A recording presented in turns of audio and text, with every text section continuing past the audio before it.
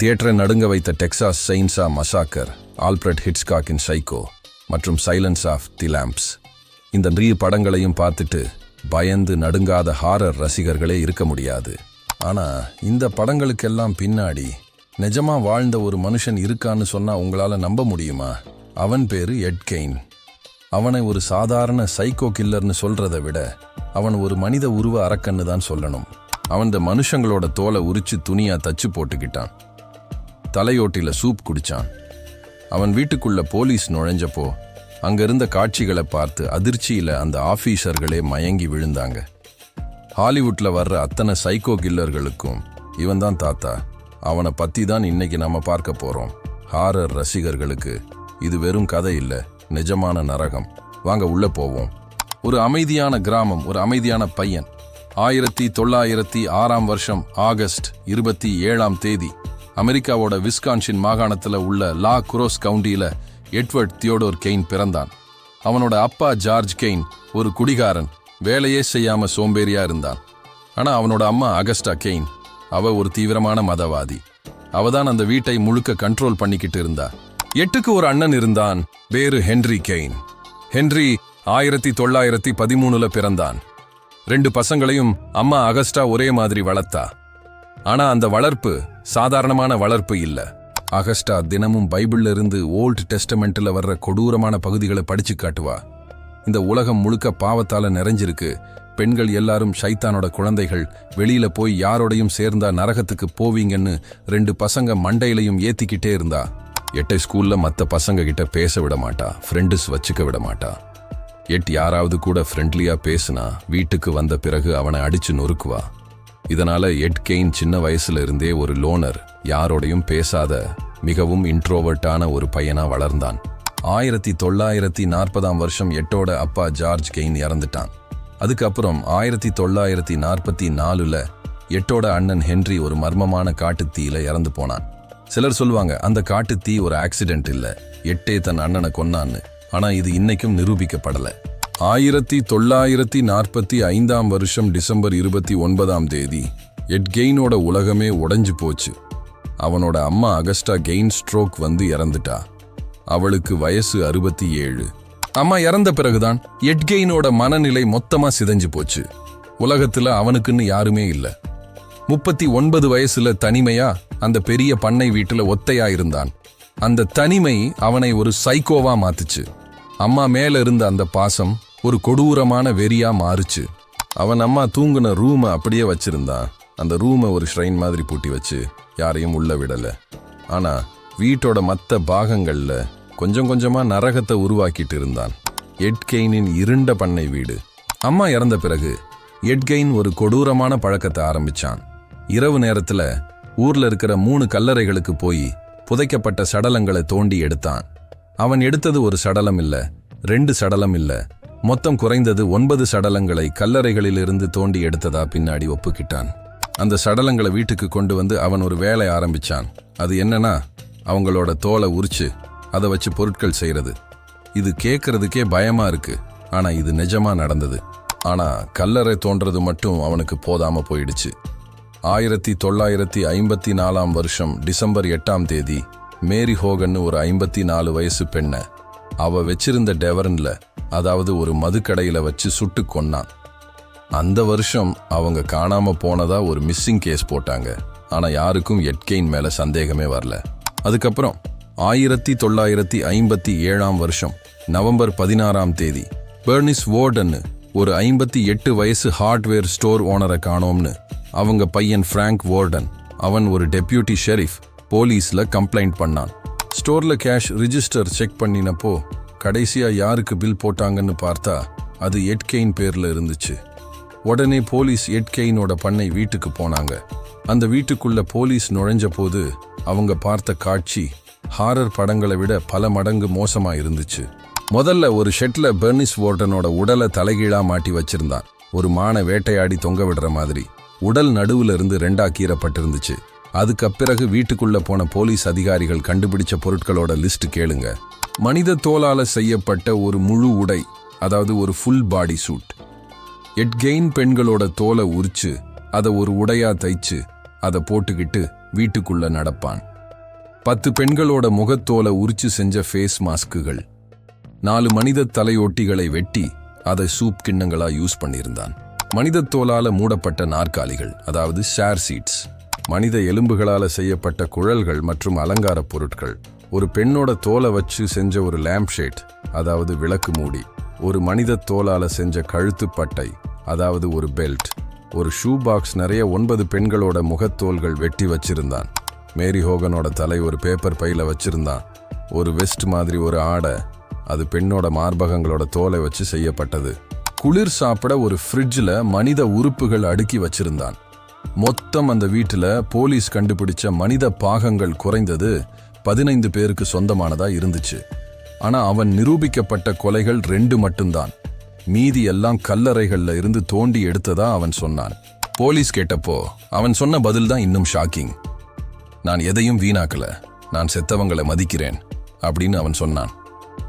அதாவது அவன் அந்த உடல்களை வச்சு அவன் தன் அம்மாவையே மறுபடியும் உருவாக்குறதுக்கு ட்ரை பண்ணிக்கிட்டு இருந்திருக்கான். அவன் அந்த பெண்களோட தோலால செஞ்ச உடைய போட்டுக்கிட்டு அம்மாவா மாறுற மாதிரி ஒரு பிரமையில இருந்திருக்கான். ஹாலிவுட்டை உருவாக்கிய சைக்கோ, இந்த எட் கெயினோட கதை அமெரிக்கா முழுக்க ஒரு பெரிய அதிர்ச்சி அலையை உருவாக்குச்சு. 1957 அவன் பிடிபட்டப்போ எல்லா நியூஸ் பேப்பர்லையும் அவன் முகம்தான் ஃப்ரண்ட் பேஜ். இந்த கதையை படிச்ச ஹாலிவுட் எழுத்தாளர்கள் அதிர்ச்சி அடைஞ்சாங்க. அதே சமயம் ஒரு விஷயத்தை புரிஞ்சுக்கிட்டாங்க, நிஜ வாழ்க்கையில இருக்கிற கொடூரம் கற்பனையை விட பயங்கரமா இருக்குன்னு. இந்த எட் கெயினோட கதை தான் ஹாலிவுட்ல பல படங்களுக்கு இன்ஸ்பிரேஷனா ஆச்சு.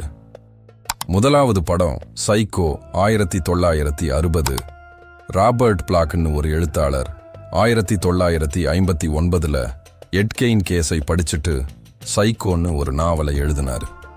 அதை படிச்ச ஆல்ஃபிரட் ஹிட்ச்காக் 1960 அதை படமா எடுத்தாரு. அந்த படத்துல வர்ற நார்மன் பேட்ஸ் கேரக்டர், அந்த ஹோட்டல் ஓனர், தன் அம்மா மேல வச்சிருந்த வெறித்தனமான பாசம், அம்மா இறந்த பிறகும் அவங்களோட உடலை அப்படியே வீட்டுல வச்சிருக்கிறது, பெண் வேஷத்துல நடக்கிறது, இதெல்லாம் நேரடியா எட் கெயினோட கதையிலிருந்து எடுத்ததுதான். அந்த ஷவர் சீன் அது ஹாலிவுட் வரலாற்றிலேயே மிக பிரபலமான ஹாரர் சீன்களில் ஒன்னா இன்னைக்கும் இருக்கு. 2வது படம் தி டெக்சாஸ் செயின்சா மசாக்கர் 1974. டோப் ஹூப்பர்னு ஒரு இயக்குனர் எட் கெயின் கதையை வச்சு 1974 இந்த படத்தை எடுத்தாரு. அந்த படத்துல வர்ற லெதர் ஃபேஸ்னு ஒரு கேரக்டர், அவன் மனித தோலை வச்சு செஞ்ச மாஸ்கை முகத்துல போட்டுக்கிட்டு செயின்சாவால மனுஷங்களை வெட்டுவான். இந்த ஸ்கின் மாஸ்க் கான்செப்ட் இது 100% எட் கெயின் உண்மையாவே செஞ்ச வேலை. அவன் 10 பெண்களோட முகத்தோலை உரிச்சு மாஸ்க் செஞ்சு வச்சிருந்ததை போலீஸ் கண்டுபிடிச்சது. அதையே அப்படியே படத்துல காட்டினாங்க. இந்த படம் வெளிவந்தப்ப தியேட்டர்ல பார்த்த ஆடியன்ஸ் பலர் பயந்து ஓடினாங்க. சில தியேட்டர்ல ஆம்புலன்ஸ் கூட நிறுத்தி வச்சிருந்தாங்கன்னு சொல்லுவாங்க. 3வது படம் the silence of the lambs 1991. Thomas Harrison ஒரு எழுத்தாளர் எழுதின நாவலை வச்சு ஜொனாதன் டெம்மி 1991 இந்த படத்தை எடுத்தாரு. இந்த படத்துல 2 வில்லங்கள் வர்றாங்க.